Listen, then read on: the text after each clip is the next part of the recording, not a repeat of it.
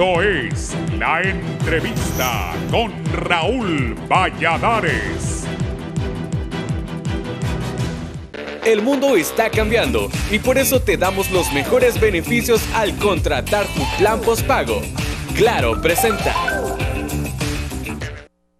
Tras conseguir destrabar el camino a una ya cuestionada reforma electoral, el Congreso Nacional debatirá varios artículos transitorios para la gestión y plazos de las elecciones primarias en marzo de 2021, en las tres fuerzas partidarias de mayor peso político del país. El acuerdo abre paso a debatir 5 artículos transitorios y permitirá que el Registro Nacional de las Personas entregue el censo provisional el 30 de noviembre para las internas del 14 de marzo en el Partido Liberal, Nacional y Libre por el Consejo Nacional Electoral. Los pactos interpartidarios se enfriaron el 10 de septiembre por el inconformismo de Libre, después de que el Partido Nacional presentara una ley electoral no consensuada y que no podrá ser aprobada antes del llamado a primarias, señaló Harry Dixon, diputado de Libre. Simple y llanamente no vamos a participar en una farsa más en la historia política de este país. Había acuerdos entre todos los partidos para discutir y aprobar una ley que verdaderamente garantizará un proceso electoral transparente, apuntó. Se trata de los artículos transitorios del 324 al 328, que comprenden el Censo Nacional Electoral Provisional para las primarias de 2021, el plazo para el proceso de depuración, el Censo Nacional Electoral Definitivo y finalmente los cuadernillos o listado definitivo de electores para las elecciones primarias del 2021 y la actualización de domicilio. En esencia, dicho articulado establece que el Censo Nacional Electoral Provisional concluye el 30 de noviembre próximo y el Consejo Nacional Electoral lo entregará de forma electrónica a los partidos y movimientos inscritos el 5 de diciembre. Además, que la depuración del censo electoral tendrá lugar del 5 al 30 de diciembre y que los reclamos que surjan de su exhibición serán resueltos y notificados en dicho plazo. Que el censo electoral definitivo surgirá de la depuración del censo provisional, después de excluir fallecidos e inhabilitados legal y judicialmente y una vez resueltos reclamos derivados de su exhibición pública. De igual forma, el Consejo Nacional Electoral entregará a los partidos políticos en contienda el listado definitivo de electores a más tardar el 10 de enero de 2021 y 15 días después a los movimientos internos. En cuanto al domicilio, la normativa transitoria determina que debido a las circunstancias extraordinarias provocadas por la pandemia del COVID-19, no se dará trámite a actualizaciones domiciliarias en estas primarias y solo habrá espacio después de las primarias y 90 días antes de las elecciones generales. Pese al clima legislativo favorable al debate, diversos sectores económicos, académicos, sociales y políticos cuestionan que las enmiendas no recogen el clamor ciudadano de cambios más profundos como la segunda vuelta, ciudadanización de mesas de votación y elección de diputados por el distrito electoral. Este lunes, la Red por la Equidad de la Democracia en Honduras, que forman industriales, Cáritas, la Universidad Nacional Autónoma de Honduras y Centros de Investigación Social, destacaron que el debate para aprobar nuevas reglas electorales evidencia verdaderos intereses en juego y puntos claves de la agenda de cada partido y sus dirigentes en torno a la modernización, democratización y transparencia de las elecciones. El mismo político de los dirigentes y sus partidos no siempre coinciden con el tiempo histórico del país y lamentablemente la urgencia de la sociedad no es la misma ni tiene igual prisa para la clase política del país, enfatizó. Los acontecimientos que marcan el debate político son la horma de un fenómeno que el informe Latinobarómetro 2018 puso en evidencia, una caída de 20 puntos en los últimos 10 años del apoyo a la democracia, de 44% en 2008 a 24% en 2018. En el caso de Honduras, solo un 25% confía en instituciones públicas y 4 de cada 10 con Nacional consultado cree que los diputados están involucrados en actos de corrupción, colocando al país entre las naciones que no se consideran democracias junto a Venezuela, Nicaragua y, sorprendentemente, El Salvador. El mundo está cambiando y por eso te damos los mejores beneficios al contratar tu plan postpago. Claro presentó.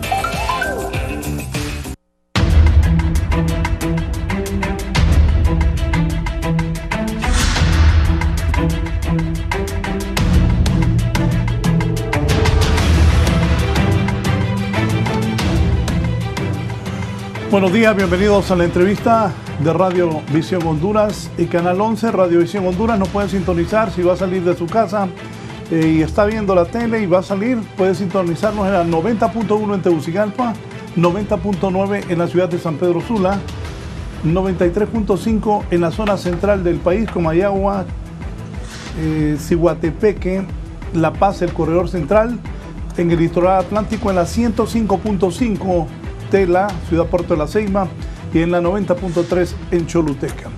Hoy vamos a hablar de las reformas electorales que no se han dado, del proceso electoral interno que se avecina, las denuncias de fraude que está haciendo ya Salvador Narrala, mencionando con nombre y apellido a dos de los magistrados del Registro Nacional de las Personas, y las expectativas. Anoche hablábamos del tripartidismo, analistas coincidiendo que el futuro del país, un país en paz, que vaya a un buen proceso electoral limpio, honesto, y que al final se respete la decisión de la ciudadanía, o un proceso electoral que se vuelva oscuro, con dudas, podría desgraciadamente llevarnos a un caos, algo que no queremos ninguno de los hondureños. Dos distinguidas personalidades están con nosotros esta mañana. Voy a saludar primero a la rectora de la Universidad Nacional Autónoma de Honduras, que ambos tienen excelente análisis político y de la realidad nacional. Hoy será un programa sumamente interesante. Bienvenida, rectora Julieta Castellanos, un gusto saludarla. Muy buenos días, un gusto también saludarlo a usted, al abogado Pineda, a su audiencia, y es una oportunidad para poder plantear puntos importantes, ya dichos por otras personas obviamente, pero que no está de más seguir insistiendo en los riesgos y en la incertidumbre que está generando este proceso electoral que ya está convocado. Muy buenos días. Buenos días, gracias a la rectora Julieta Castellanos. El analista político, abogado de profesión, es diputado en el Parlamento hondureño, don Raúl Pineda, también un gran amante del arte hondureño. Abogado Pineda Alvarado, bienvenido. Buenos días, don Raúl, buenos días a la rectora. Y ciertamente este proceso electoral va a ser diferente. La última década se puede calificar como la década de la crisis institucional. Adelante explicaremos el fundamento de esta afirmación. Y creo que la sociedad debe participar directamente para evitar que un sector político no le haga la autopsia a la democracia. Sí, dicen hasta hoy, rectora Julieta Castellanos, abogado, no se han tocado las tales reformas electorales, todavía no hacen que Libre llegue al Congreso a sentarse y poder discutirlas. Hoy es 23 de septiembre, ya el Consejo Nacional Electoral convocó a elecciones internas para marzo próximo. Inicialmente su análisis, y están hablando de artículos transitorios también. Rectora, por favor. Sí. Bueno, creemos que los políticos han hecho las cosas para que no salgan bien. Han actuado estos casi 2 años y medio, casi 3 años ya, de una manera para que no haya cambios en la ley electoral, para ir a un proceso electoral casi en iguales condiciones que el año 2017 y ver quién es más listo en el proceso y poder hacer las cosas de una forma que les garantice controlar el poder dentro de con una legislación que no tiene garantías de transparencia. En realidad no estamos frente a una situación que puede ser novedosa, no tenemos incertidumbre especulativa. Lo que estamos viendo es que estamos recorriendo un camino muy parecido con señales muy claras de lo que ya pasó el año 2017, con todas las posibilidades de que pasen condiciones iguales o peores que las del año 2017. ¿En qué se fundamenta esta apreciación en que no se llevaron a cabo las reformas electorales que el país necesita para dar garantía, para dar confianza en el proceso electoral. ¿Qué es lo que crea la mayor incertidumbre? Es el proceso electoral, es la contada de los votos, es la transmisión de los resultados electorales, es el día de, fundamentalmente, sin menoscabo de toda la falta de transparencia, de todo el problema del manejo de la campaña y de los fondos, ya sea que procedan del crimen o que procedan de fondos desviados para la campaña. Obviamente, el partido que gobierna es el que tiene las condiciones de manipular estos fondos para la campaña. Y por lo tanto, nada de estas reformas que eran trascendentales para que el país tuviera un proceso transparente y un proceso que diera garantías se dieron, y se incluye el tema de la composición de la junta receptora de votos, que los partidos políticos no sean los que cuentan los votos, los que administran el proceso electoral, que sean ciudadanos como en otros países, que elige el Consejo Nacional Electoral de forma aleatoria, sin saber si pertenecen o no a un partido político. El tema de la segunda vuelta es importante en este país porque hoy tenemos 3 fuerzas políticas que han demostrado tener un potencial electoral fuerte, y probablemente vayamos a una 4ª fuerza política con la inscripción del Partido Salvador de Honduras. Entonces, en realidad, probablemente estos próximos resultados sean partidos o sean distribuidos entre 4 agrupaciones políticas. Cualquier candidato que gane en estas condiciones va a ser muy débil, y obviamente el tema de la reelección, que también es un problema que crea en este país mucha confrontación, y que tiene que resolverse ese problema, si no va a ser siguiente tema, sin menoscabo de otros aspectos que igual tienen peso, pero creo que este es el núcleo realmente de la reforma, y algunas de estas reformas ningún partido la quiere. El tema de que las mesas no sean administradas por los partidos políticos no la quiere ninguno de los 3 partidos. Ellos quieren seguir contando los votos. Otros sí quieren que se hable del tema del balotaje. Otros tampoco quieren que se digamos, regule la participación de los partidos llamados pequeños. Así que por eso es que planteamos que han salido a luz todos los intereses de los grupos políticos en las diferentes formas. Y los otros partidos ya van como entre 13 y 14 partidos inscritos. También están reclamando estar con un representante en la mesa electoral el día de la elección. ¿Qué pasa con estos partidos? Que los inscriben, pero no tendrán el tripartidismo no quiere que tenga representación en las mesas. Bueno, en sentido estricto, lo que conocimos, inclusive por los informes de observación electoral, es que aún el Partido Liberal no tuvo la capacidad de tener representantes en todas las mesas electorales. Se habla que también Libre le faltaron representantes en las mesas electorales, y que el único partido que tuvo representación en las mesas es el Partido Nacional. Y eso tiene que ver con que el Partido Nacional manda a los empleados públicos a las mesas electorales, y manda también a los beneficiarios de los programas sociales a estas mesas electorales. Por eso es que este partido sí dijo en su momento, nosotros sí dimos el nombre de los 18,000 propietarios de las mesas y 18,000 suplentes, porque tienen una cantidad, digamos, de personas que trabajan en el gobierno o que son beneficiarios de los programas sociales que están adscritos a la presidencia de la República.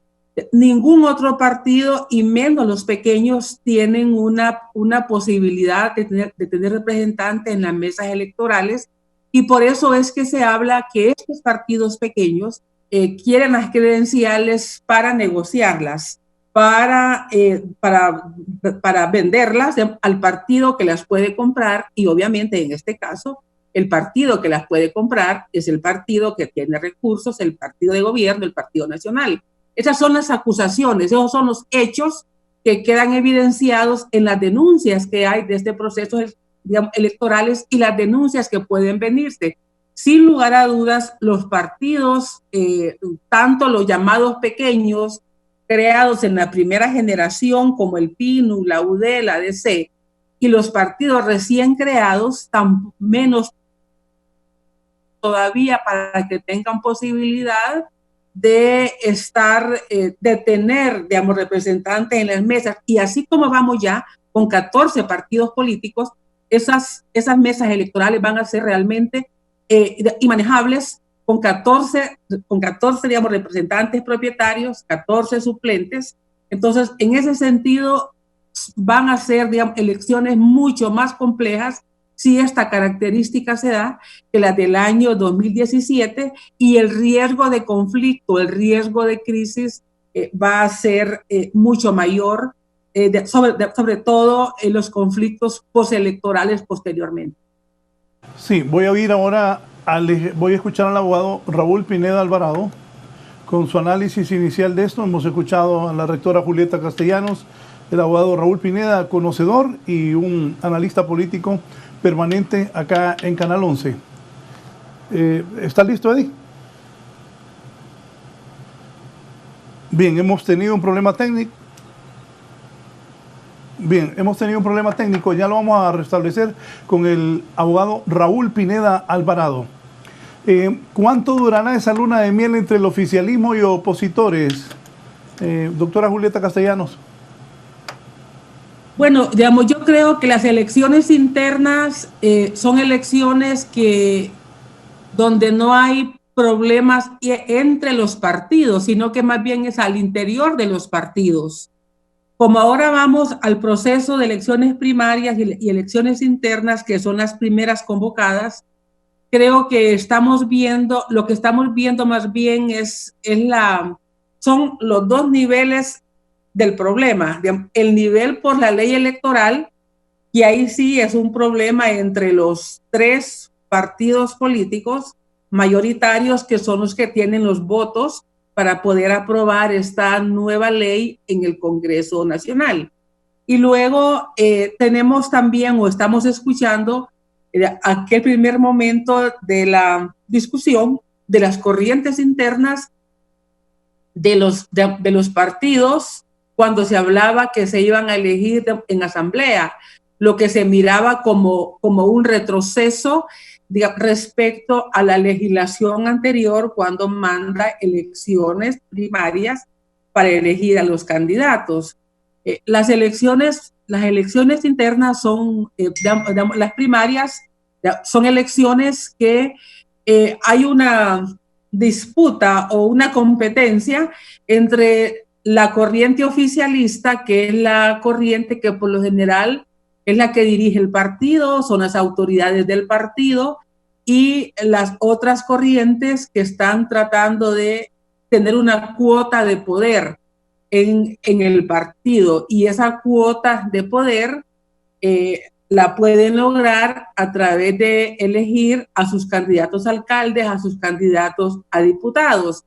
Por eso es que necesitan las elecciones primarias para poder elegir a esas digamos, autoridades. Y en ese sentido, cuando hablamos de estas dos momentos, como no hay una ley electoral aprobada y no hay acuerdos políticos, estamos viendo esa disputa o esa confrontación o ese debate en los tres partidos mayoritarios. Si hubiéramos llegado a este momento con una ley aprobada por consenso por ellos tres, por lo menos entre ellos no hubiera problema. Yo creo que los tres partidos mayoritarios están de acuerdo en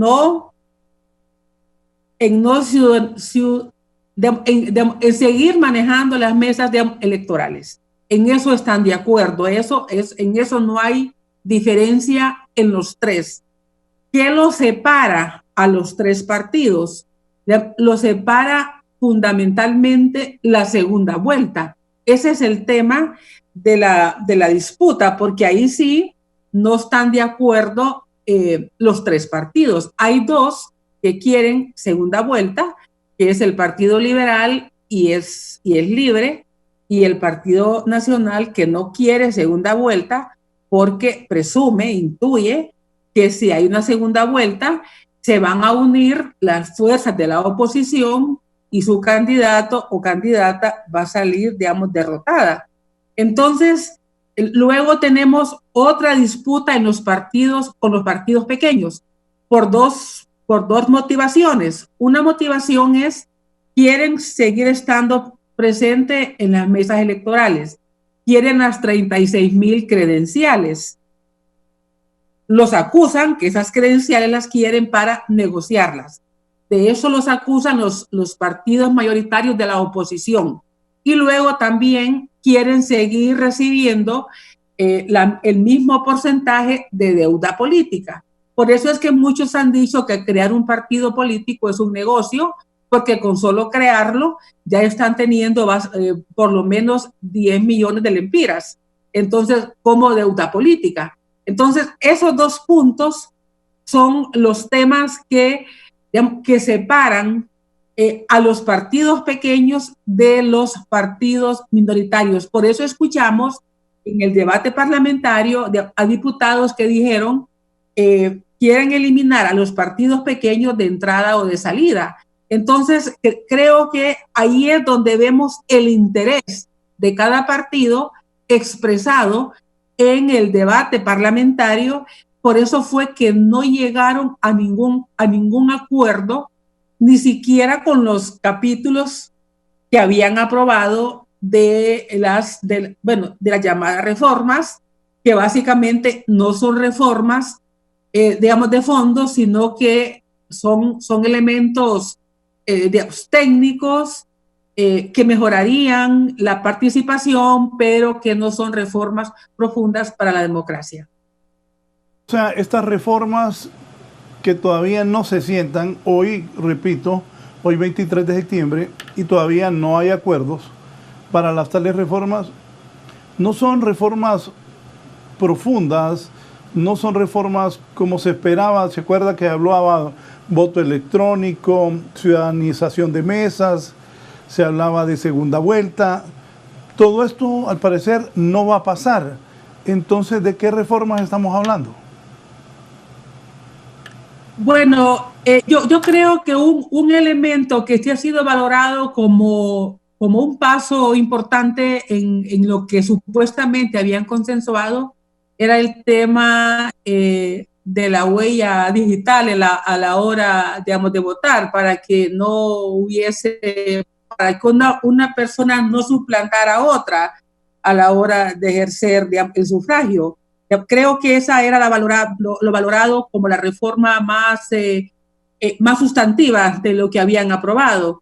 El resto no significaban realmente avances y en todo caso, más bien algunos de los temas eran valorados como retrocesos, como en el caso de la participación de las mujeres, cuando ahí teníamos mujeres que, digamos, denunciaron y pudimos ver mujeres parlamentarias de todos los partidos políticos, del Partido Nacional, del Partido digamos, del PINU, de la UD, del Partido, digamos, Liberal, señalando que se estaba retrocediendo en el sentido de la paridad y de la alternancia, y sobre todo en el caso de la elección de las candidatas para las suplencias y también para la alcaldía.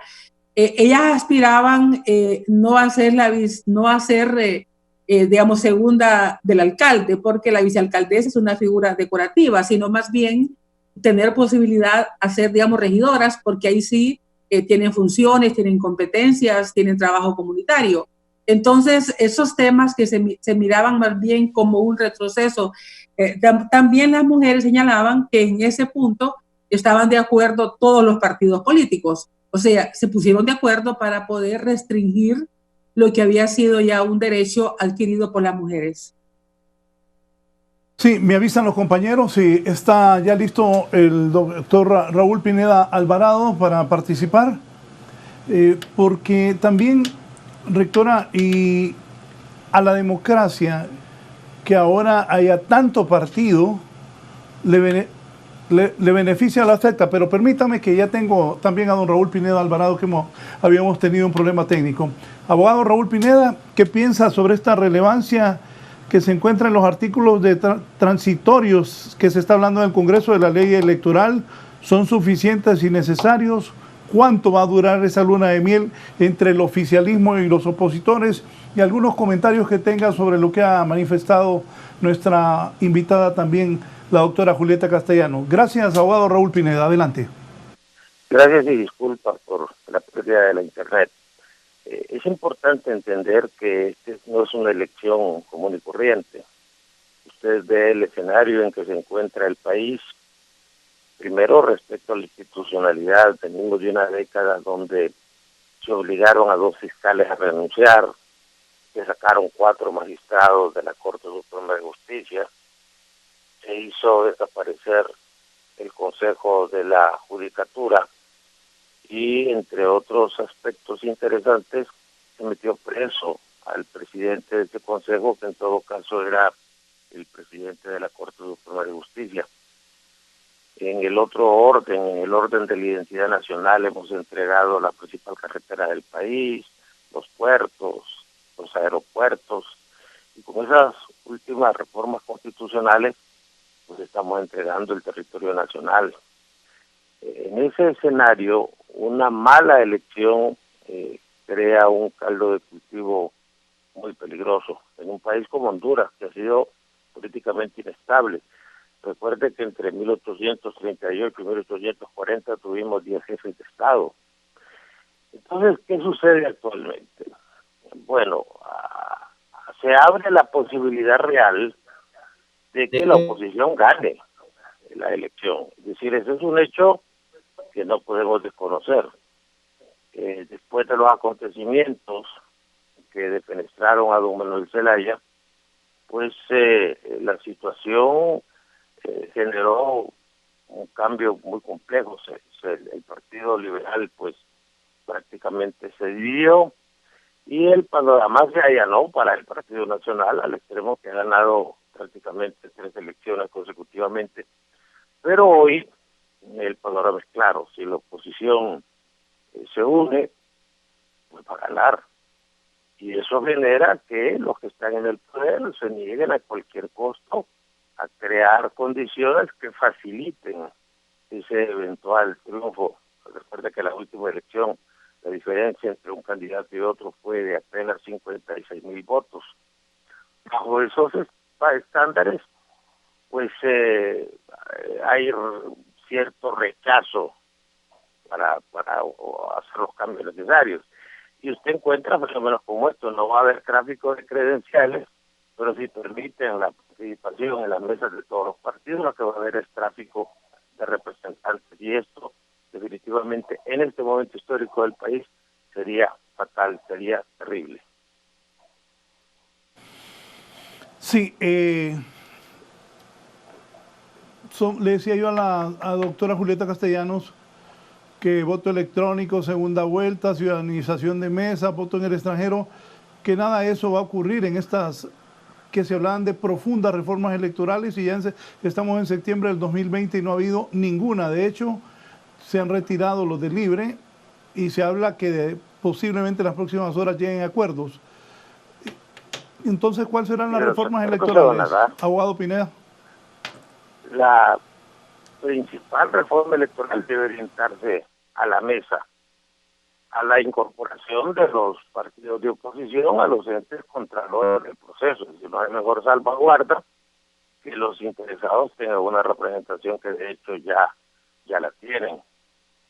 La mesa va a ser el nudo gordiano, porque en la mesa es donde generalmente han practicado los fraudes. Y ahí es donde hay que tener particular cuidado. Yo creo que el gran golpe a la democracia electoral de Honduras fue no haber entrado en un sincero proceso de ciudadanización de la mesa. Nada como a darle esa labor, por ejemplo, a los estudiantes de la universidad o de las universidades, o buscar ciudadanos de manera aleatoria. Pero cuando a la gente le gusta un candidato o cuando la gente está molesta, no hay manera de torcer su voluntad, ¿verdad? A menos que exista complicidad de todos los interesados. Yo estoy absolutamente convencido que esta no es una elección más, esta es la elección. Si este es un proceso que resulta contaminado, va a haber muchísimos problemas en cuanto a la estabilidad social del país. De hecho, hay ciertas fallas. Yo escucho a muchos dirigentes del Partido Nacional de buen nivel decir que el Partido Nacional tiene muy en precario un triunfo electoral. Ya una cuarta victoria es sumamente complejo. A los que no escucho decir que van a ganar es a los miembros de la oposición, ¿verdad? Pero los astros se están alineando para un proceso de mucha confrontación. Si esa confrontación que va a hacer la campaña deriva en un evento electoral que no es transparente, pues el país va a tener muchos problemas. Pero no olvide que lo importante es la gente, el nivel de participación de la gente, la forma en que la gente participa, y no necesariamente la ley. Claro, hay que entender que la democracia orbita sobre las mayorías.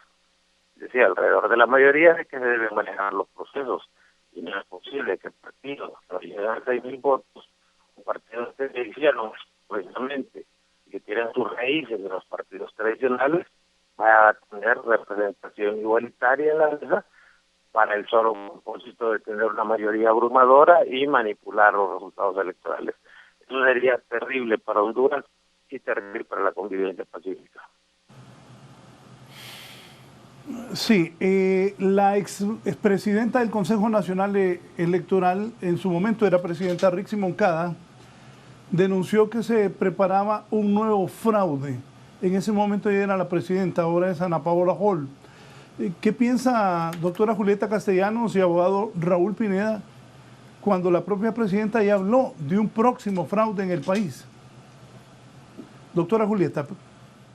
Es ahí donde radica la desconfianza y es ahí donde se lleva a cabo el fraude, porque es realmente en la contada de los votos. Yo siento que inclusive los órganos electorales con jurisdicción penal no actúan y deberían actuar y mandar mensajes claros, y no actúan porque precisamente es parte de este estado cooptado para el caso.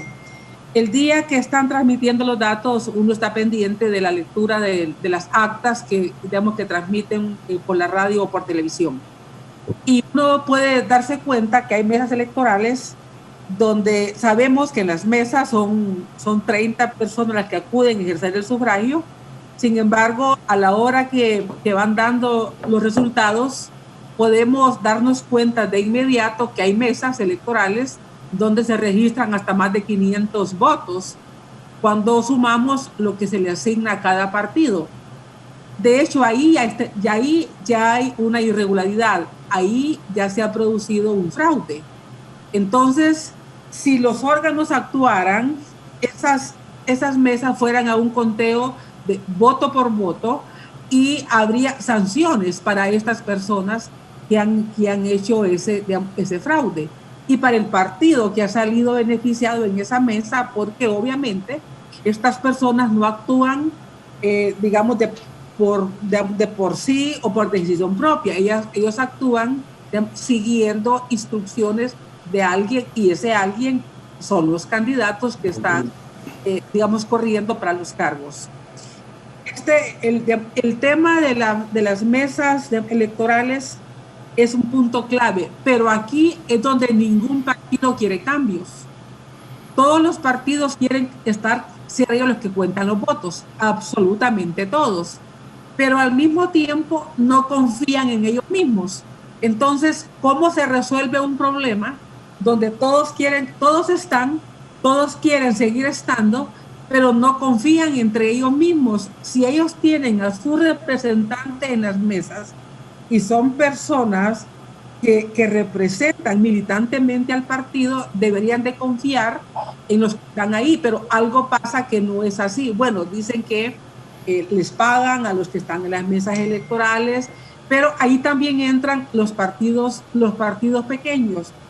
Los partidos pequeños quieren seguir estando en las mesas, probablemente, o quieren seguir teniendo, digamos, la credencial para tener a sus representantes o para otras motivaciones. Pero esta reforma, que es crucial, no la quiere ningún partido político, ni los mayoritarios, ni los partidos pequeños. Yo creo que los partidos políticos, fue una estrategia llegar hasta la última semana sin una reforma electoral. Ellos tuvieron condiciones en el Congreso Nacional para poder hacer sentir su presencia y lograr las reformas más sustantivas. Pero podemos presumir o podemos intuir que estaban negociando, que pensaban que iban a llegar a acuerdos, que estaban negociando lo que convenía a cada partido. Entonces, claro, supuestamente van con unos consensos mínimos en unas reformas mínimas que no modifican en absoluto, o que les garantiza que no van a asumir ningún riesgo prácticamente. Esas reformas mínimas las hubieran aprobado, pero a la hora de llegar al Congreso, el Partido Nacional, suponemos, tiene compromisos con algunos partidos que le han acompañado para tomar decisiones. Tiene compromisos con la DC, tiene compromisos con la UD, y cómo va a aprobar una reforma donde estos partidos pequeños salen de la mesa electoral si son partidos que le han ayudado a gobernar. Entonces, por eso es que quien detiene aprobar estas reformas es el Partido Nacional, porque tiene que cumplir con sus aliados menores, que es la DC, es la UD probablemente, y es el partido del general Vázquez Velázquez. Entonces, si el Partido Nacional hubiese aprobado los consensos a los que llegó en la mesa técnica, hubiera perdido los aliados que le han ayudado en estos años a lograr los 66 votos que necesita para sacar leyes. Entonces, no podía dejar abandonado a estos partidos, y pudimos escuchar al diputado de la DC defender por qué la reforma les perjudicaban. Pudimos escuchar a otros diputados decir por qué esos consensos mínimos la bloquearon por el interés de los partidos pequeños, porque sí lo sacaban de la mesa. Claro, sacar a los partidos pequeños de las mesas electorales era una garantía para el Partido Liberal y para el Partido Libre, porque supuestamente esos diputados son los que, esos representantes de las mesas son los que ayudan al Partido Nacional el día para poder alterar los resultados electorales. Abogado Pineda, ¿qué piensa? Bueno, yo creo que ese es un tema que recurrentemente ha sido abordado en diferentes foros, pero me gustaría, dada su experiencia personal, tocar el tema de los medios de comunicación. Yo creo que una reforma necesaria es fijar una hora en la cual los medios de comunicación puedan empezar a proclamar ganadores o a dar. Yo estoy convencido, por su trayectoria en los medios de comunicación importantes, que más de alguna vez le han hablado y le han pedido la ayuda de que allá como a las 5 de la tarde le diga, todo aparece apuntar a que el candidato A es el que va ganando. Y cuando se dice eso, ese es el que gana. Y no necesariamente eso responde necesariamente a una realidad. ¿Por qué? Cuando se dan esos avisos, pues la gente abandona las mesas, va totalmente descorazonada y entonces empiezan a darse las manipulaciones que son las que hay que evitar. Yo creo que un tema que no se ha tocado en esta reforma electoral es el tema de los medios, el tema de cómo ejercemos alguna limitación para que no se den esos resultados de manera anticipada, que hacen incidencia gravísima en lo que es el resultado de la elección. El otro tema es el tema de la retórica y el tema de la realidad. Segunda vuelta no se va a dar porque no le conviene al Partido Nacional. Es decir, es evidente que si gana la primera vuelta, como pasó en Guatemala con la candidata Sandra Torres, que en la segunda vuelta la oposición se va a unir contra el partido que gane la primera vuelta y esto sería suicida para el Partido Nacional. Eso hay que entenderlo porque es política y la política es una lucha de poder.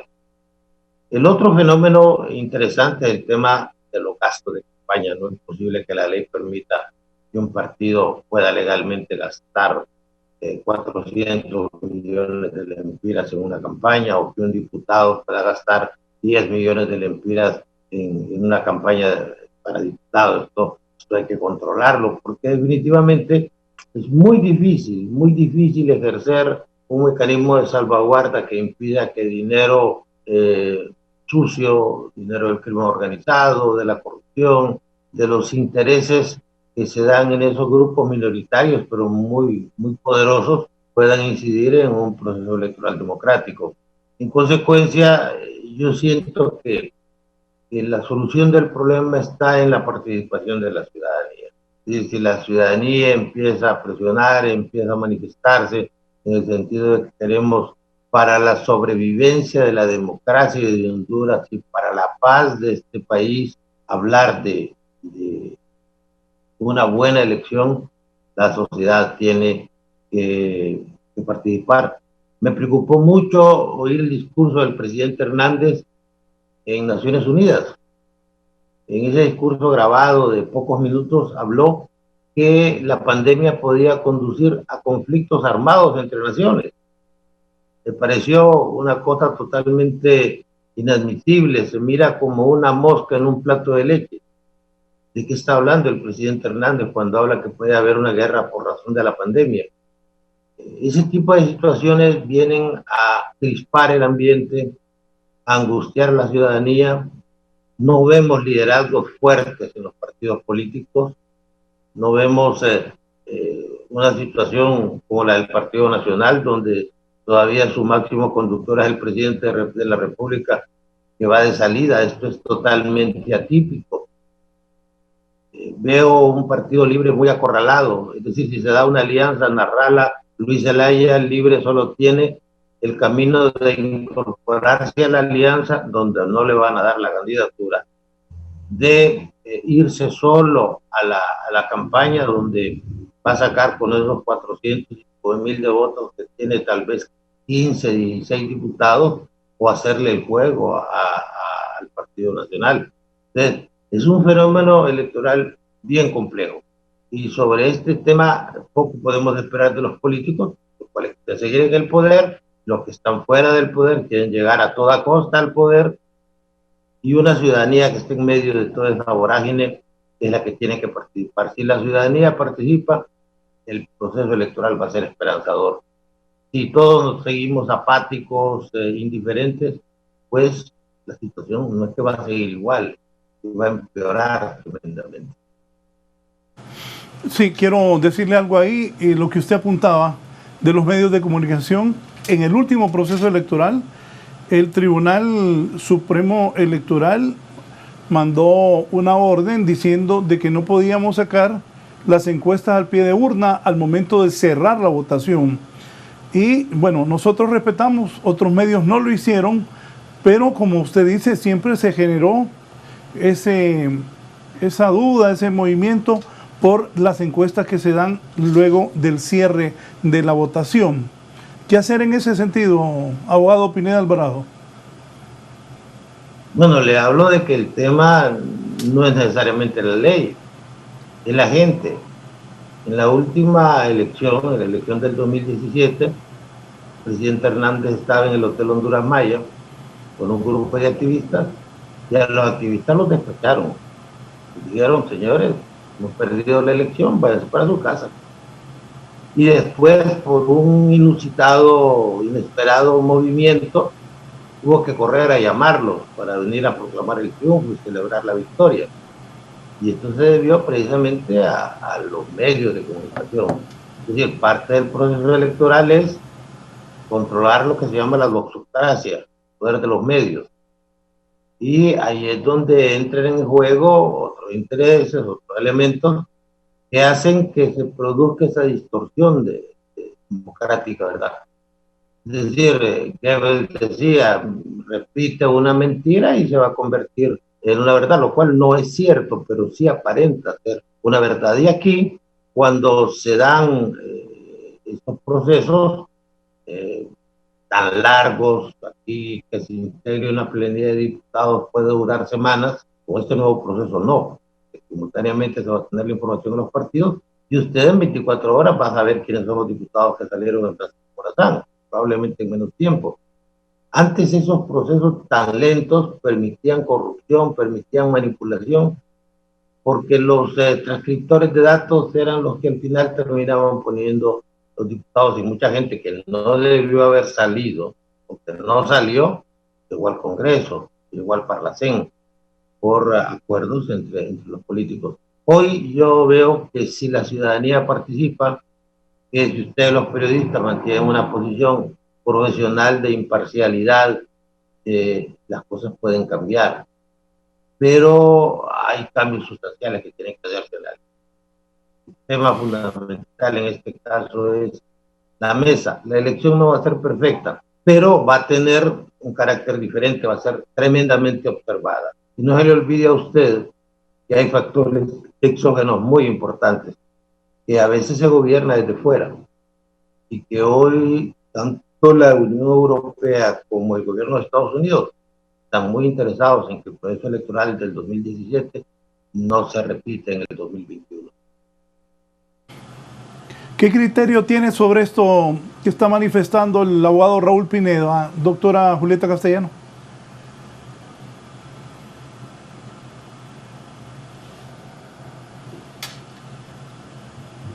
Doctora. Sí, disculpe, tenía el micrófono apagado. Creo que el proceso electoral que estamos que ya fue convocado, va a ser un proceso con unos matices de más complejidad que el 2017. El Partido Salvador de Honduras que ha sido inscrito, hay que ver este camino recorrido desde el año 2013, que tuvo mucha aceptación, don Salvador como figura, fueron 13 diputados. Lamentablemente no se pudo consolidar un grupo parlamentario que hubiera podido irse constituyéndose, ya estuviera participando como PAC en la tercera elección, esta próxima. Y quizás hubiera tenido una trayectoria con quien comparar. Porque si nosotros vemos los 3 partidos mayoritarios hoy por hoy, son partidos con liderazgos muy parecidos en cuanto a sus características, digamos, caudillistas, con un estilo de hacer política marcado también, digamos, en el Partido Liberal menos claro, porque es un liderazgo, digamos, compartido, y al interior del partido hay una división todavía que viene desde la primera década de este siglo, que no se ha superado, pero tienen características comunes en estilo de conducción, en ser de un arraigo digamos, caciquista. Pero nosotros también vemos en Honduras una ciudadanía, el abogado Pineda ha hecho alusión a la participación ciudadana, y como concepto y como apreciación es correcto. Si no hay participación ciudadana, si hay esa apatía, quienes dirigen y quienes deciden son los protagonistas políticos. Pero vamos a una apatía cada vez mayor, o sea, se afianza la apatía en la participación, porque no es suficiente que la gente vaya a ejercer el sufragio, tiene que asumir un protagonismo y escalar hacia posiciones en los partidos donde vaya pudiendo influir en esos estilos de liderazgos. Para el caso, si nosotros vemos la participación del año 2009, es la participación más baja que han tenido los procesos electorales en Honduras.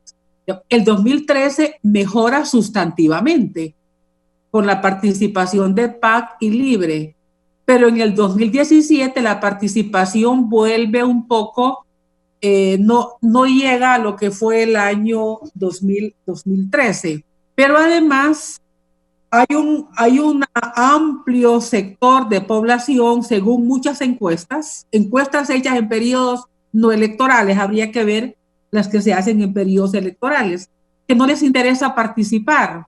Entonces, sin embargo, los partidos sí tienen a sus seguidores, por diferentes razones tienen gente leal. Hay partidos que tienen un voto leal ideológico. Libre tiene un voto leal ideológico. El Partido Liberal tiene un voto liberal que es leal, de un liberal, digamos, ortodoxo. El Partido Nacional tiene un voto leal ortodoxo, pero también tiene un clientelar. Entonces, en ese sentido, hay diferentes formas de adhesión de los votantes a su partido.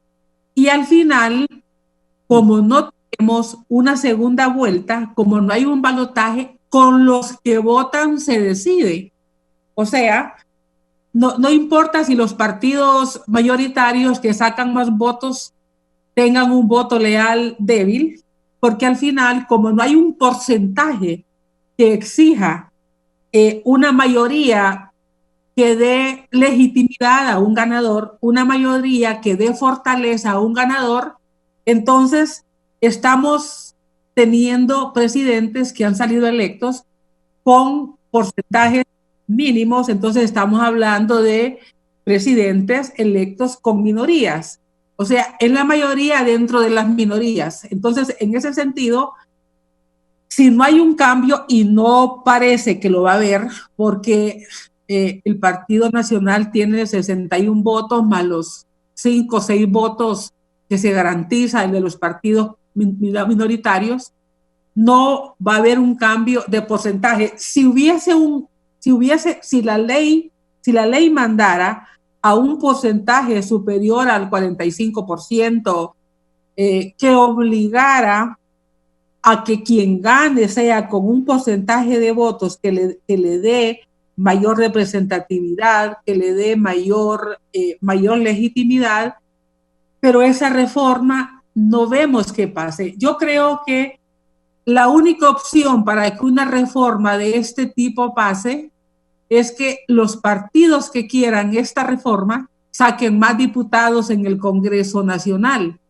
Pero también hemos visto que los partidos, cuando ganan, cuando están en el poder, ya tienen otra posición. Y eso lo hemos visto no de ahora, lo hemos visto desde tiempos anteriores. Ha habido momentos que hay partidos que presumen que van a ganar y no firman acuerdos porque no, vamos a ganar, ¿para qué vamos a firmar acuerdos de consenso? Vamos a ganar.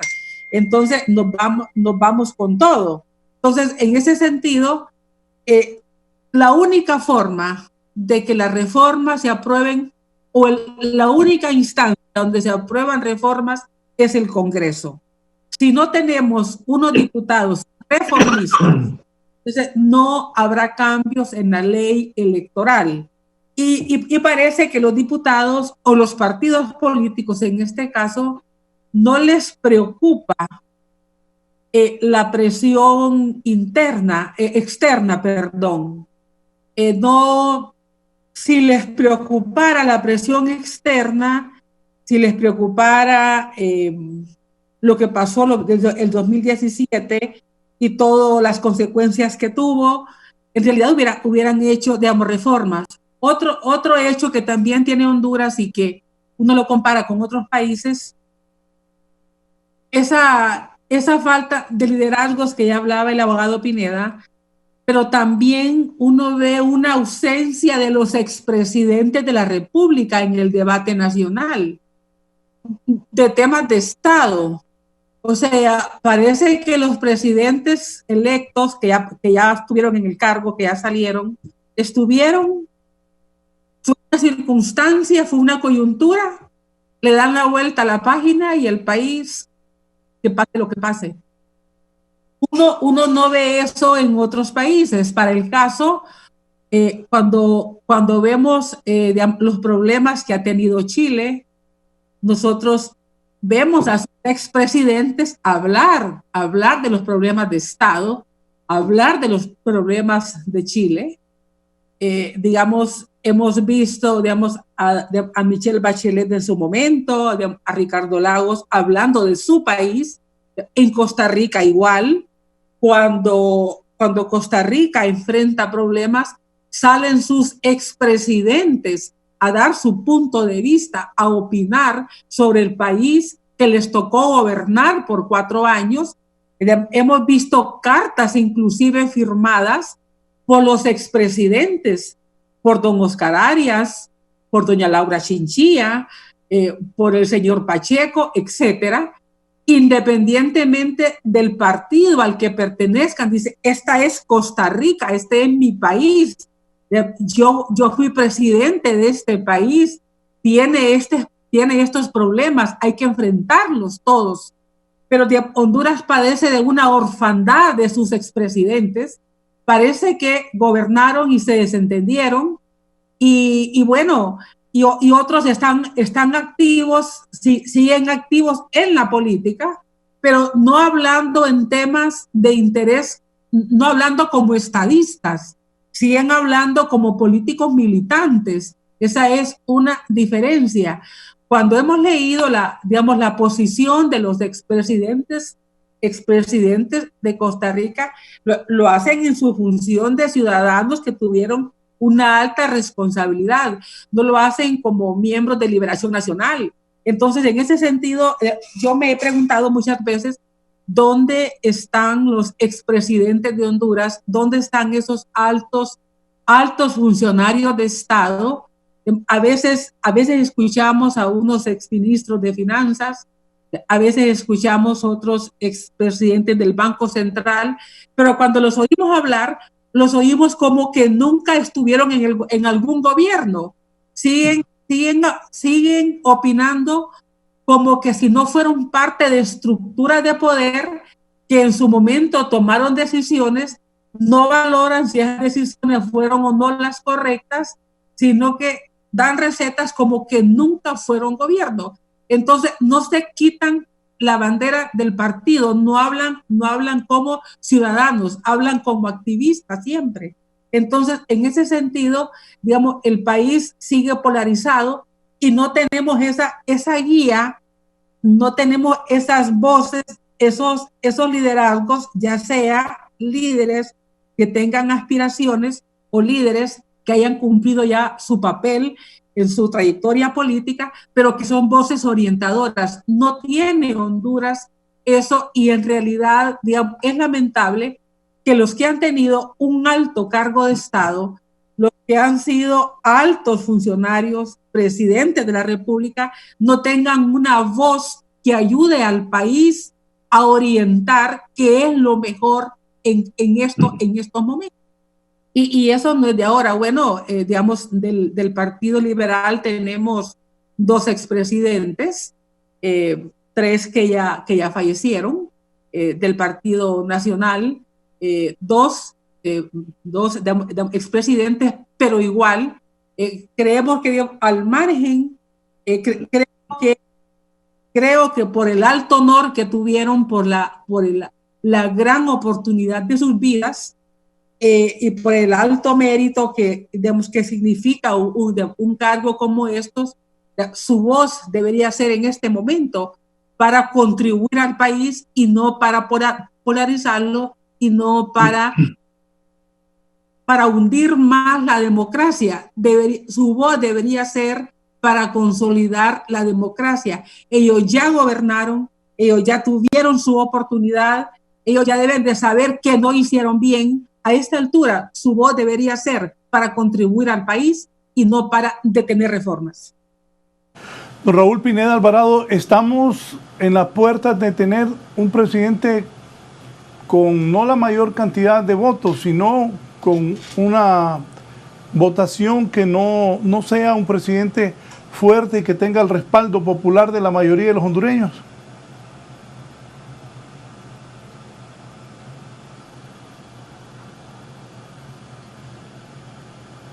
Yo creo que es muy aleatorio afirmar el mayor nivel de abstencionismo son Manuel Zelaya con 43% de abstencionismo y el actual presidente con 41%.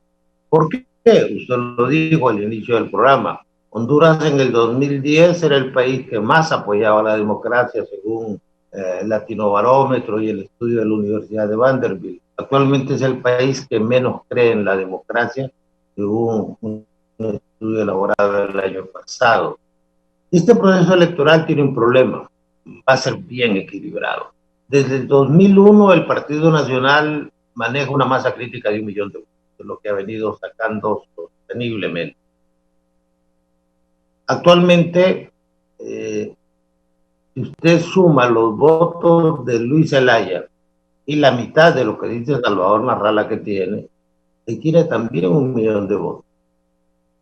No hay que desconocer el hecho que nosotros nos encaminamos a una alianza entre Luis Zelaya, si él gana la candidatura interna del Partido Liberal, que todo apunta a que así va a ser, y Salvador Narrala. Ustedes tienen 1 millón de votos en el Partido Nacional, 1 millón de votos en el partido, en esa alianza que eventualmente se va a dar, y un libre en medio que tendrá que incorporarse a la alianza o tendrá que irse solo y transitar la ruta de la minimización, porque no va a sacar 30 diputados, con el aporte de los votos de Narrala, y un nuevo fenómeno, la oposición social. Usted va a ver en esta elección un montón de personas, un grupo de profesionales exitosos que no están cuadrados ideológicamente, que por propia iniciativa se están organizando para recuperar el país, dicen ellos, para liberar el país. Pero esa oposición social que no tiene un marcaje sectario, faccioso, esa está contra el gobierno. Y esa va a votar por el candidato del gobierno, contra el gobierno. Y estas personas no existían antes a un nivel de organización como se está dando ahora. ¿Cuál es el problema de la oposición política? Que pueden llegar a un consenso, a buscar un solo candidato, pero están descuidando la organización. La elección le dura solamente 10 horas, de las 6 de la mañana a las 4 de la tarde. Y ahí es donde el Partido Nacional tiene una gran ventaja. Tiene 200,000 empleados públicos que van a votar primero por su estabilidad laboral, no por el candidato. Tiene una mejor organización y tiene muchísimo dinero. El Partido Nacional recibe cotizaciones mensuales, unos 20 millones de empiras. Es un montón de dinero, mientras los otros partidos no lo tienen. Entonces, ese equilibrio demanda un proceso electoral escrupulosamente transparente. Las diferencias entre el candidato de las alianzas, porque el Partido Nacional también va a hacer alianzas, va a ser muy pequeño. El Partido Nacional tiene su estrategia clara. Empleados públicos, si gana la oposición, ustedes van para afuera. Y entonces voten por su estabilidad laboral, ustedes y su familia, voten por su trabajo, voten por su vida. Tenemos mejor organización, tenemos más dinero. Solo en el presupuesto del próximo año se han destinado 9.000 millones de lempiras para actividad social, que todos sabemos que es una actividad política encubierta. En el partido, en la oposición, hay un fenómeno que coloquialmente se llama el antiorlandismo. Si usted escucha a don Salvador Narrala, pues no le propone nada en materia de salud, educación, seguridad. Simplemente tiene un discurso antiorlandista que le da muy buenos dividendos. El orlandismo es una fuerza, el antiorlandismo es una fuerza arrolladora y él la encarna. Por eso se da el lujo, no de que se le vayan los seguidores, es que lo saca. Por eso se da el lujo de que él físicamente encarna un partido y que ha hecho lo que nadie ha hecho en Honduras, 2 partidos en un breve periodo de tiempo. Y ahí es donde usted llega a esa gran incógnita. ¿Quién va a ganar la próxima elección? No lo sabemos. ¿Quién puede ganarla con más facilidades? La oposición. Sí, se organizan y se unen. Pero mientras tanto hemos dejado el proyecto de país, porque el gobierno ha marcado la agenda en los medios. Aquí se habla de reelección, pero no se habla de ampliar el periodo presidencial. La reelección en Latinoamérica siempre ha sido mala.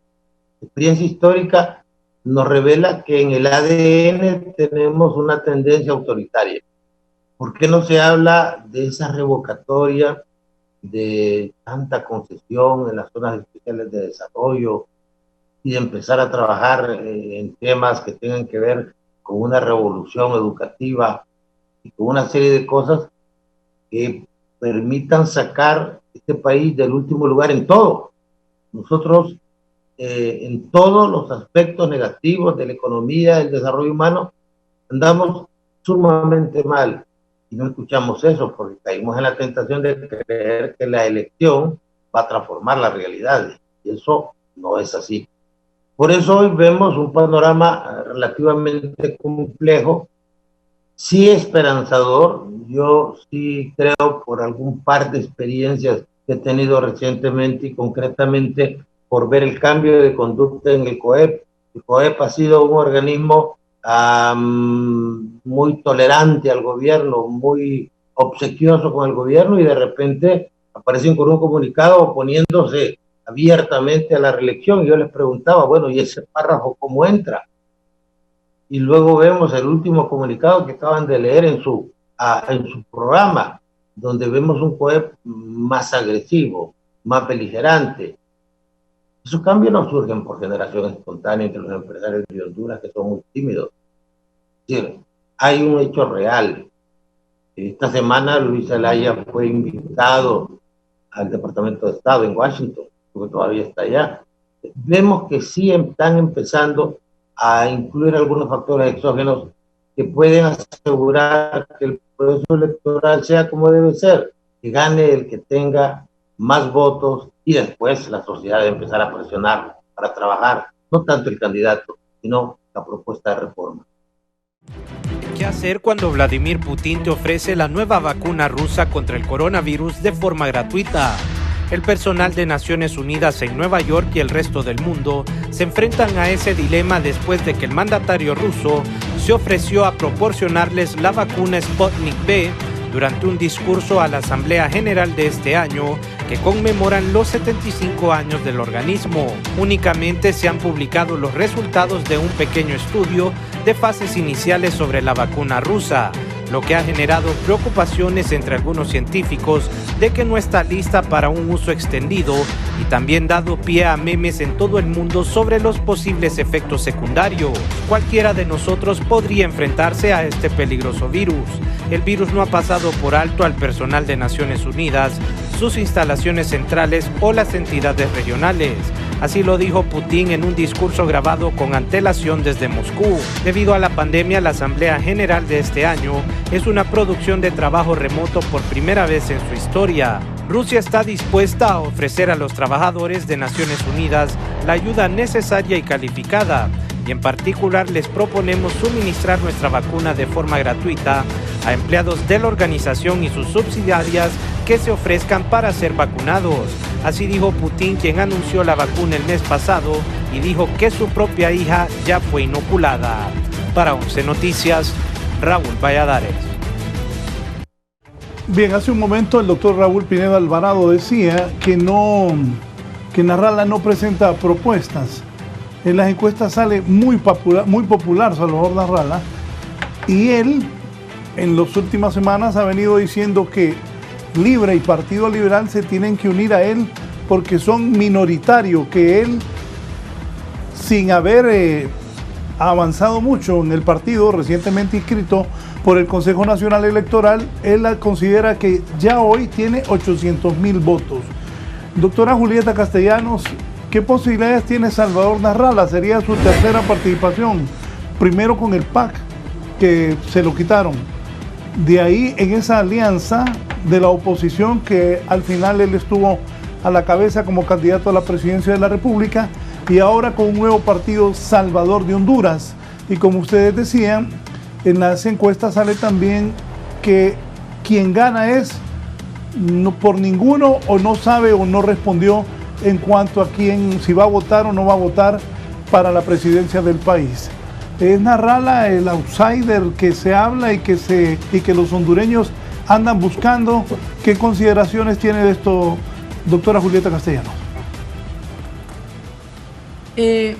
La situación del partido, tanto el PAC como el Partido Salvador de Honduras, es una tendencia no solamente en Centroamérica o en América Latina, lo hemos visto en otros países. El mismo presidente Trump, si bien es cierto, él no desarrolla su vida dentro de la política, llega a la política y gana en la primera, ¿no? Entonces, me refiero, no hizo carrera política partidaria. En el caso de Salvador Narrala, pues no se le conoció que fuera miembro de ningún partido político, y eso hace que todo ese voto de desencanto con la política, todas esas personas, especialmente, digamos, mucha gente joven que conoce el país de los últimos años, que es una generación que, digamos, que está votando en las dos últimas elecciones. En ese sentido, es parte de su electorado, que es probable, porque para afirmar esto hay que tener realmente más evidencias, pero que es probable que sea personas antisistema, que no les interese la política y que se sientan bien con una persona que habla del poder como habla don Salvador. O sea, habla de los políticos como habla él, que encarna ese rechazo hacia los políticos, y que él dice probablemente lo que ellos quisieran decir, pero que tal vez lo dicen, pero que no tienen los medios de comunicación para hacerlo público. Don Salvador ha tenido un programa de televisión que es muy popular. Algunos dicen inclusive que también hace populismo porque hay sorteos en su programa, etcétera. Aunque sea por otra motivación, pero que también tiene un público que recibe cosas que él en su programa distribuye, de los patrocinadores, obviamente. Entonces, en ese sentido, es una mezcla entre una figura pública que, digamos, que viene con una visibilidad muy grande en la televisión, con el deporte más popular del mundo y del país en este caso, ¿no? Entonces, y eso fue una forma de acercamiento primero con el público. Otra forma de acercamiento con el público ha sido su rechazo al poder, su forma, cómo se refiere al presidente, cómo se refiere a los partidos. Eso le gusta a mucha gente. Entonces, y él, digamos, encarna eso. Más allá de eso que ofrece, yo creo que ahí es donde él pega con el voto crítico, ahí es donde él pega con el voto que dice, bueno, pero ¿qué ofrece? ¿Qué podemos esperar de él? Porque hasta ahora sus planteamientos se quedan en el rechazo, se quedan en dar duro con su voz, con los conceptos que emplea al poder, a los políticos, a los que gobiernan. Eso le gusta, digamos, a la gente, pero otros que dicen, sí, pero ¿cuál es su propuesta en el tema de salud? ¿Cuál es su propuesta en el tema de educación? ¿Cuál es la propuesta respecto a las sedes?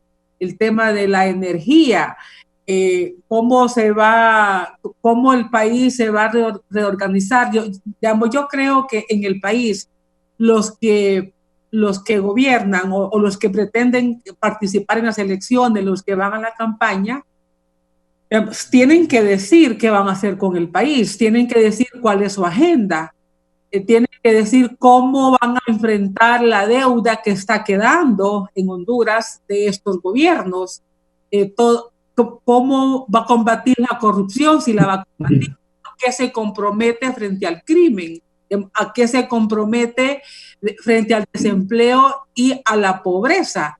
Entonces, creo que son los temas donde ya el público que es más crítico, público que ya necesita de un empleo, un público que no vive con los papás todavía, sino que un público que dice, bueno, pero ¿y el trabajo, el ingreso? ¿Cómo me hago de mi casa y cómo yo tengo recursos? Entonces, ¿qué ofrece una plataforma política a este público?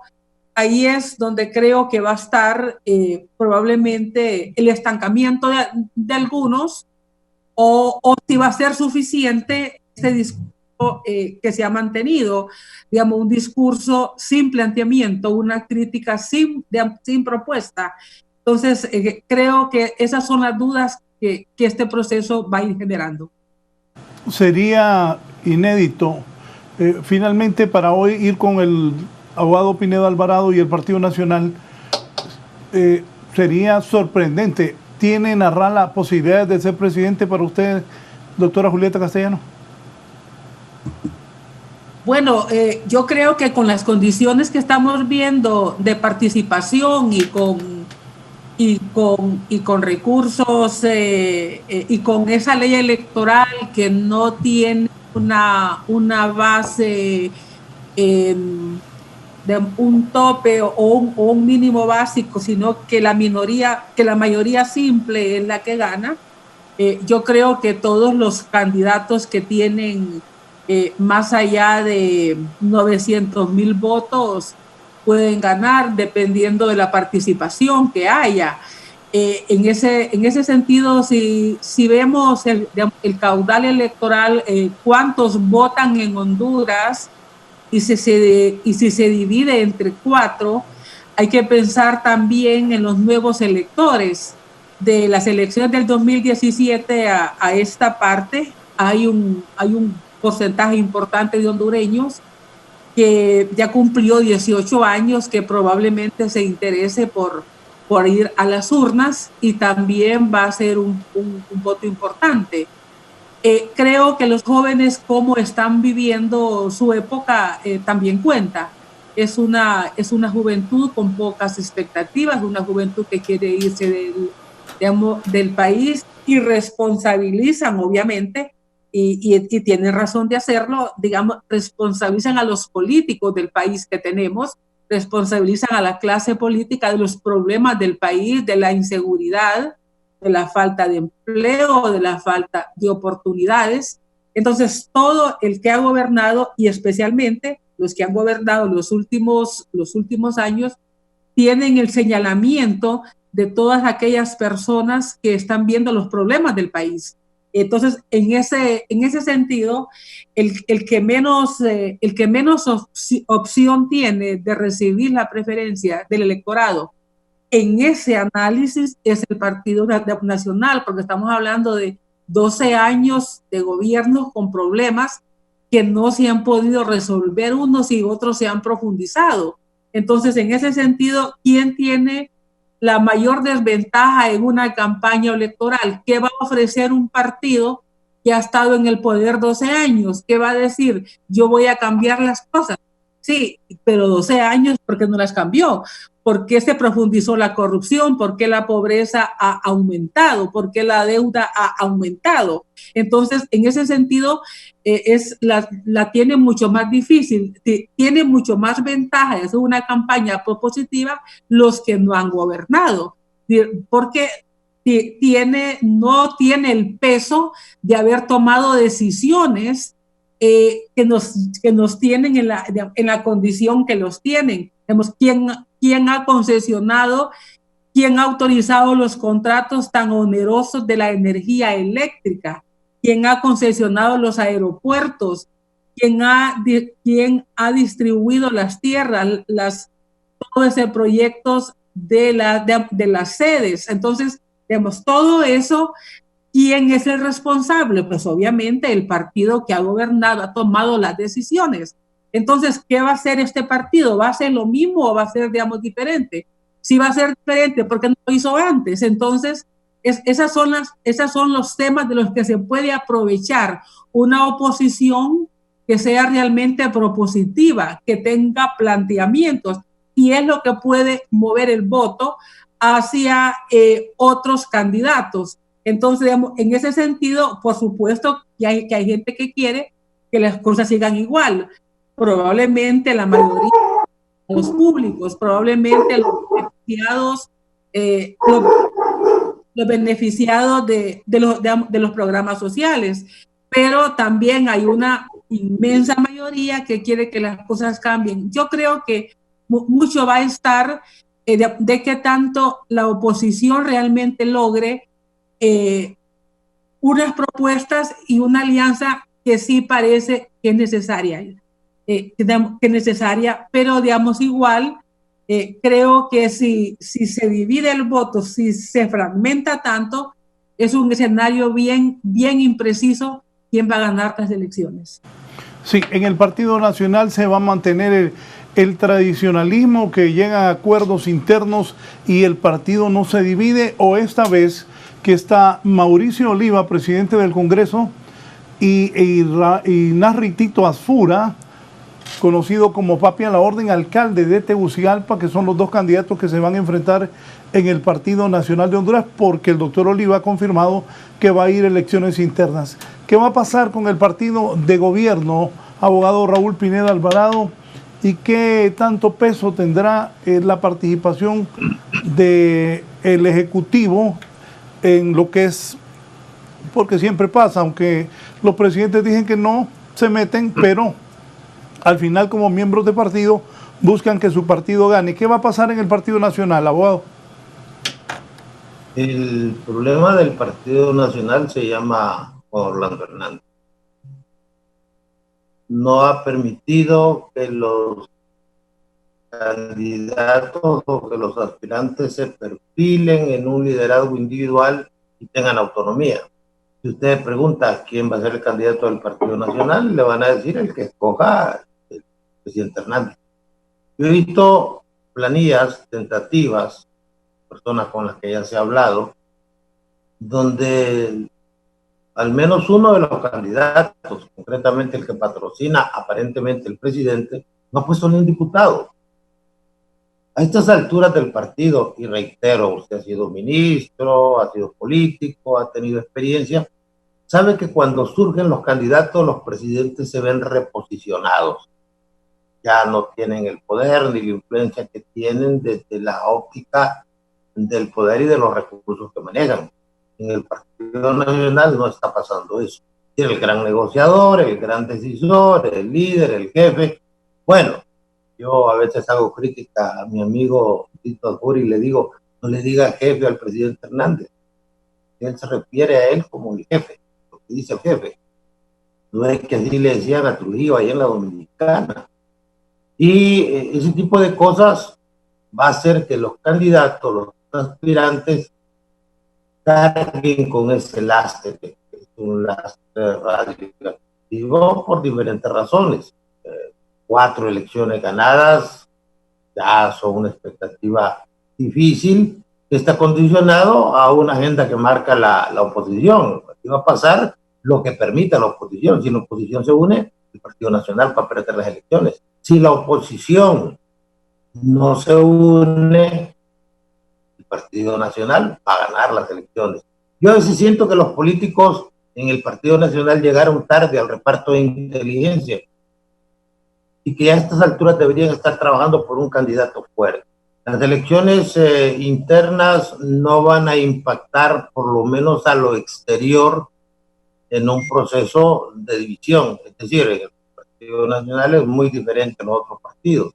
Ahí la gente privadamente le va a decir una cosa, pero en lo público le va a dar un mensaje de unidad y prefieren un mal nacionalista en el poder a un buen candidato de otro partido. Eso ha sido el lastre tradicional, la historia, y el Partido Nacional no se va a dividir. Aquí no va a pasar lo que pasó con Jorge Hueso Arias cuando Rodas Alvarado hizo perder al Partido Liberal diciéndoles que no votaran por Hueso Arias y ganó el doctor Ramón Hernández Cruz. Eso no va a suceder en el Partido Nacional. El peso del gobierno obviamente va a agobiar al Partido Nacional en un problema que es más visceral, que es más de corazón, que es más de resentimiento. Yo el otro día hablaba con un dirigente del movimiento de Narral y le decía, mire, Narral está equivocado en ese tema. Y me decía, sí, pero es que Narral puede estar equivocado y puede mentir y la gente le va a creer. Y el presidente Hernández, en campaña aparentemente, puede decir la verdad y ya no le creen. Y eso es grave cuando un partido tiene su futuro político condicionado a que los otros partidos jueguen mal. Es como cuando usted va a un partido de fútbol y no va preparado y va a ganar si el otro partido no lleva a sus mejores jugadores y no se desempeña con una técnica, con una táctica, con una estrategia adecuada. En un partido no pueden pasar esas cosas. Entonces, todo va a suceder en función de lo que haga la oposición. Muy acertadamente se dice, bueno, ¿qué ha pasado en los últimos 10 años? Se han invertido 23,000 millones de dólares en reducción de la pobreza. La pobreza aumentó en 10 años. Lo normal en una economía sana es que el 20% del PIB sea deuda externa. En Honduras es 65%. El gobierno en 2 años se endeudó en 5,000 millones de dólares. Este tipo de hechos obviamente afectan la economía doméstica, afectan la macroeconomía. No sabemos qué va a pasar con el Fondo Monetario, con esos contratos que para los suministradores de energía térmica. Es urgente de no ver esta elección como una elección más, no como un relevo de autoridades. Estamos perdiendo el país y perdimos la institucionalidad. Y aquí ninguna persona que tenga una suerte de confort asegurado va a querer ser fiscal general, ni va a querer ser magistrado de la Corte.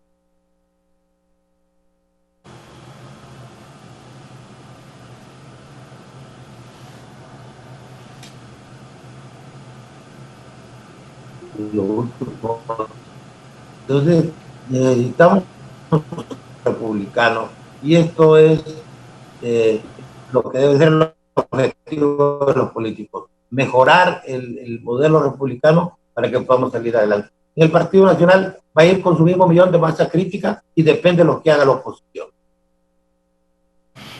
Bien, voy a hacer una pausa para venir con la doctora Julieta Castellanos y el abogado Raúl Pineda Alvarado para que me digan qué piensan del Partido Liberal, que tiene varios precandidatos, sacó 450,000 votos en la última elección, una derrota histórica para los liberales.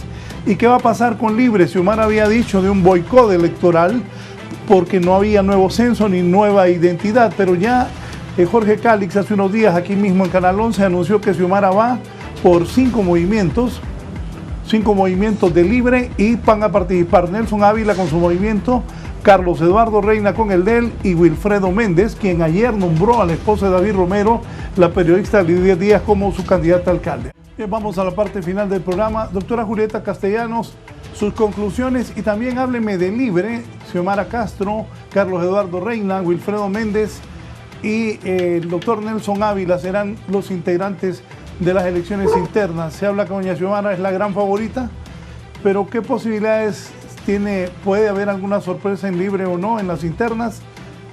Y en la general, ¿cuál es la opción que tendrá este partido que en las últimas elecciones se ha convertido en una verdadera fuerza en el país? Doctora. Bueno, Libre tiene una corriente hegemónica, una corriente fuerte, que podríamos decir corriente oficialista, que es la de la familia Zelaya. En este sentido, las otras corrientes internas me imagino que están participando para tener una cuota de poder. Probablemente no obtengan por otra vía sus candidatos alcaldes, candidatos a diputados. Y las elecciones primarias es la forma como se mide la fuerza de los movimientos internos. Los movimientos internos minoritarios tienen desventaja en elecciones primarias. Pues en las elecciones primarias pasa lo mismo que en las generales, donde es la corriente oficialista la que maneja el presupuesto de las elecciones, que tiene la capacidad de tener las mesas electorales con sus representantes. Las corrientes minoritarias tienen menos posibilidades para tener representantes, para mover electores, para poder financiar el día de las elecciones. Probablemente esta es una desventaja en las primarias y es la misma desventaja de las elecciones, de las generales, de los partidos que no están en el poder. Creo que en las elecciones primarias es una medición de fuerza, pero más que una medición de fuerza es la posibilidad de que los candidatos que no son de la corriente oficialista puedan luchar por una posición a una candidatura para diputados o para alcaldes. En una investigación que hicimos en el IUPAS y que ya está en imprenta, nosotros entrevistamos a varios diputados y exdiputados de Libre. Ellos consideran que Libre tiene un voto leal, como en realidad lo es, un voto ideológico, un voto fiel, pero que Libre solo no gana. Lo dicen con, digamos, los más objetivos, los más políticos en el sentido de la palabra. Están conscientes que Libre necesita una alianza. Lo que hay que ver es con quién va a tener Libre la posibilidad de aliarse. Y creo que es también la misma posición del Partido Liberal. Los resultados del Partido Liberal en esta última elección, 2017, fueron de debacle. Sin embargo, no necesariamente significa, me parece a mí, que refleja la realidad de ese partido. Es probable que sea un poco superior. Hay que recordar que mucho liberal estaba en contra de, digamos, los liberales más ortodoxos tal vez miraban el riesgo de que ganaran los dos o que ganara el candidato del Partido Nacional que iba por la reelección y ellos estaban en contra de la reelección y había que evitar ese triunfo. Y otros que también miraban la posibilidad de que ganara el candidato de la alianza y que había que evitar que que ganara la alianza porque ideológicamente no son partidarios de la ideología, digamos, de Libre, tienen con Zelaya un profundo resentimiento porque lo responsabilizan de haber dividido el partido. Entonces, en ese sentido es probable que el voto liberal del 2017 no se quedara con el partido, sino que se fuera hacia otros, ya fuera porque estaba en contra de la reelección o porque estaba con miedo de que ganara el candidato de la alianza. Habría que ver, como fueron unas elecciones, las del 2017, con estas particularidades, había que ver en esta elección del 2021 pero el Partido Liberal, lo que podemos decir es que desde el 2013 es tercera fuerza política. Eso sí quedó claro. Quedó como tercera fuerza ante 4 partidos en el 2017 y quedó como tercera fuerza con 3 agrupaciones en el 2017. Entonces, ese tercer lugar, ¿cómo lo va a superar? Porque eso sí se repitió en los 2 procesos electorales anteriores. Sí, finalmente dígame, ¿vamos a ir a un proceso interno y general tranquilo o los políticos nos pueden llevar a un nuevo caos al país que después de una pandemia y como hemos estado después del golpe de Estado sería catastrófico? ¿Qué piensa? Gracias también por su participación esta mañana. Si no hay cambios, si se mantiene este escenario que se ha complicado mucho más con la pandemia, y que la pandemia va a traer otras consecuencias, desempleo, escasez, el tema de la corrupción, vamos a ir a unas elecciones con mayor incertidumbre que el 2017 y probablemente con mayores conflictos. Vamos a estar viendo acusaciones desde ahora de unos partidos contra otros que va a generar inestabilidad. Y por supuesto, esta irresponsabilidad de los políticos, es responsabilidad de los políticos y especialmente los que han impedido unas reformas electorales que den garantía y certeza. Y quien ha impedido esas reformas electorales, obviamente, es el Partido Nacional, que tiene la mayoría de votos en el Congreso Nacional. Muchas gracias. La participación esta mañana de la rectora, la doctora Julieta Castellanos. ¿Qué va a pasar en Libre, abogado Raúl Pineda Alvarado? ¿Qué va a pasar en el Partido Liberal? Hay varios precandidatos y como lo hablábamos hace poco, sacaron 450,000 votos en la elección. ¿Cómo harán para atraer nuevamente a aquellos que fueron a votar por la alianza a las filas del Partido Liberal? Abogado Raúl Pineda. Bueno, en primer lugar yo quisiera apuntar algo. Los candidatos de la oposición no deben dejar que ver a las fuerzas exógenas. Recuerde usted que en la elección del 2017 la OEA pidió que se repitieran las elecciones.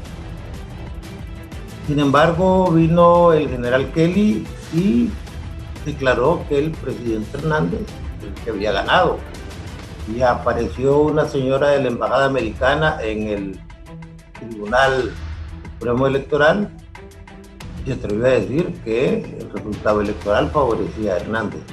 Y ahí terminó el debate. Entonces, ese es un punto donde esa visión parroquial, provinciana, que tienen los políticos hondureños se pierde. Se gobierna también desde fuera en algunos casos. El Partido Liberal en 1980, cuando se instaló la supuesta democracia electoral, sacó 495,000 votos. En el 2017, don Luis Zelaya sacó 484,000 votos, es decir, sacó menos votos que los que había sacado en 1980. Pero los alcaldes liberales casi llegaron a 1,000,000 de votos. Lo que nos obliga a pensar que hubo un boicot, una deslealtad, una traición de los líderes locales respecto al líder del Partido Liberal. Hoy en el Partido Liberal las cosas están claras y no veo motivo para que nos perdamos. Luis Zelaya tiene el 60% de la masa crítica del Partido Liberal y va a ser el candidato del Partido Liberal. 6 meses no son tiempo suficiente para que haya un cambio de timón que incline la balanza para algún otro de los aspirantes liberales que son ciertamente modestos. Ahí no va a haber mayor conflicto. El caso de Libre es el mismo caso del Farabundo Martín. Yo estaba en Guatemala reunido con unos dirigentes del frente cuando murió Chapí Jándal, y uno de los dirigentes se levantó y dijo: hoy sí va a ganar las elecciones del frente. Mientras Manuel Zelaya sea el líder protagónico, el hombre de las grandes decisiones, el Arnulfo Arias de Libre. Arnulfo Arias fue un aspirante en Panamá que que se identificaba como dueño del partido panameñista y puso a su secretaria Mireya Moscosa de candidata y ganó las elecciones, un gran líder, pero un líder con muchos anticuerpos.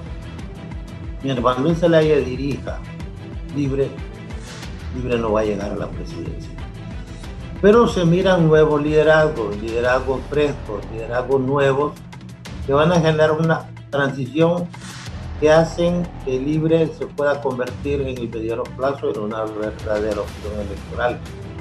La democracia en América Latina es un fenómeno nuevo. Hasta 1978 solo 3 países tenían elecciones regulares: Costa Rica, Venezuela y Colombia.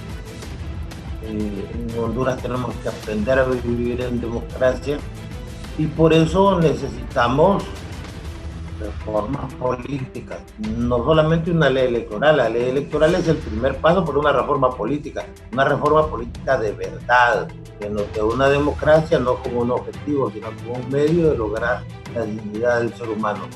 Ha sido un honor compartir con la rectora y ha sido muy satisfactorio. Le agradezco su invitación, don Raúl, y esperamos seguir platicando para retroalimentarnos con...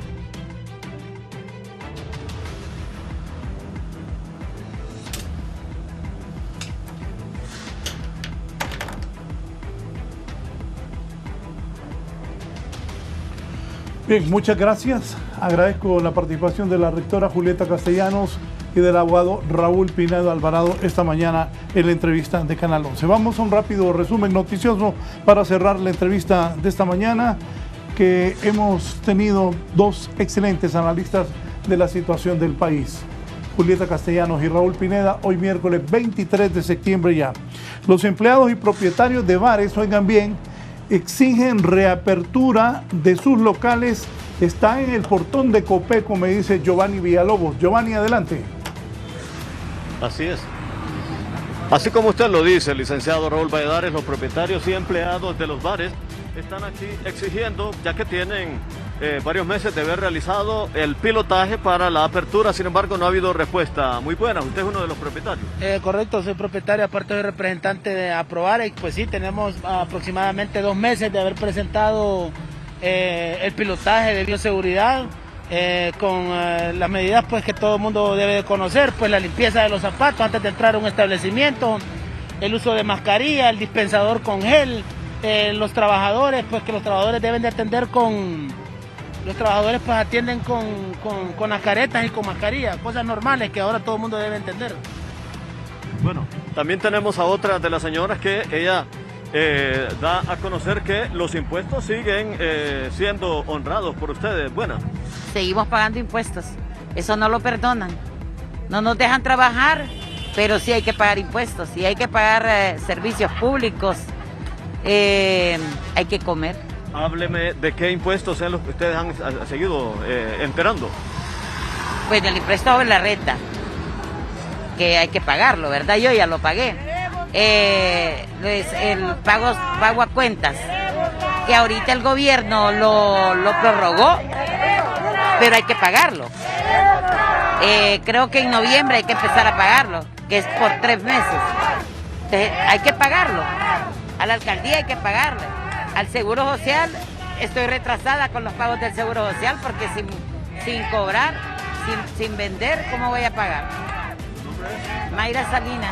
Bueno, doña Mayra, es lo que se vive aquí, licenciado Raúl Valladares. Ellos exigen la apertura, la reapertura de los bares y están diciendo que pues han dejado de pagar algunos alquileres, los pagos de servicios, no así los impuestos, licenciado Raúl Valladares. Con usted y los gentiles televidentes de la entrevista. Buen día. Buenos días, Giovanni. Válida la protesta, le daremos seguimiento. Me dice sobre el foro Fabricio Mejía, liberal. Hola Raúl, buenos días, te saluda Fabricio, solo recordándole a los connotados panelistas que el Partido Liberal pierde fuerza en las generales por la falta de madurez después de las internas, tanto de Villeda, no pudo unirse con Yanni, y Luis Zelaya ni lo hizo con Gabriela. Esta vez no va a volver a suceder y ampliaremos la oposición, dice Fabricio Mejía, que es militante del Partido Liberal de Honduras. Voy ahora, un accidente de una arrastre en Santa Rosa de Copán. Siguen los accidentes viales, siguen cobrando la vida de hondureños. Un muerto y un herido deja este accidente en Santa Rosa de Copán. Kelly Olivera nos informa.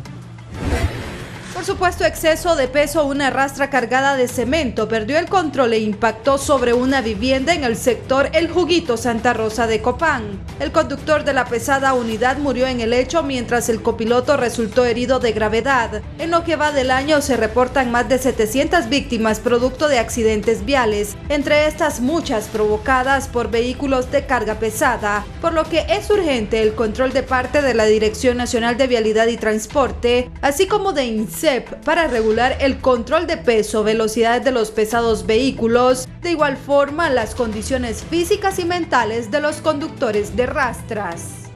En las últimas horas, debido al exceso de lluvias en el país, se reporta un derrumbe de tierra a la altura de El Balín, Santa Cruz de Yojoa, obstaculizando un carril de la vía carretera, por lo que se hace un llamado a los conductores que transitan por la zona a guardar las medidas de precaución, mientras las autoridades correspondientes realizan la limpieza en el tramo carretero.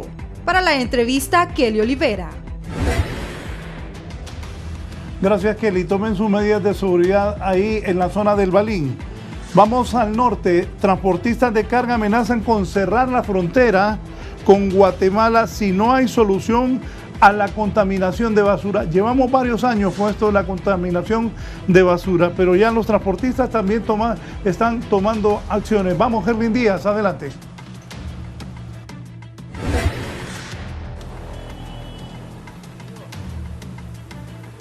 Bien, muchas gracias. A esta hora de la mañana me acompaña Edgardo Menéndez, quien es dirigente del transporte de carga pesada en nuestro país, para hablarnos en relación a las acciones que harán también como transportistas debido a este crimen ambiental que está haciendo la hermana República de Guatemala. ¿Cuáles son las acciones que ustedes estarán realizando, Edgardo? Buenos días. Buenos días. Mire, de entrada nosotros vamos a parar el tráfico de cargas que viene de Guatemala hacia Honduras, y vamos a ir, esto va a ser en la parte de Corinto. Y en la parte del Amatillo le vamos a parar toda la carga que va desde Guatemala hasta Panamá y desde Panamá hasta Guatemala. No podemos seguir con este crimen. Usted lo llamó como se debe llamar por su nombre, un crimen que están haciendo la gente de Guatemala. Y nosotros pues ya esta información ya le habíamos dado hace como 10 días, se la mandé al canciller Rosales y se lo mandé a la vicecanciller Nelly Jerez, que qué iban a hacer. Entonces, no es que estamos tomando esta decisión a lo loco. Las próximas semanas, de que si la Cancillería no obtiene una respuesta de Guatemala que va a resolver esta situación, nosotros vamos a tomar acciones. Y óigame bien, estamos siendo concretos. El gobierno de Guatemala tiene que pagarle a estas dos municipalidades por quitar recoger esa basura que viene de Guatemala, y que ellos manden sus auditores para ver cuántas libras o toneladas están sacando diariamente, y que así las dos municipalidades le cobren al gobierno de Guatemala por ese desastre que nos están haciendo. Y mire, solo el pueblo salva el pueblo.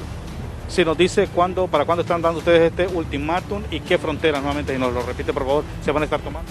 Mire, se va a estar tomando la frontera de Corinto y la frontera de Amatillo la próxima semana. Puede ser que sea el martes, puede ser el miércoles o puede ser el lunes, pero de esos días tomamos la acción.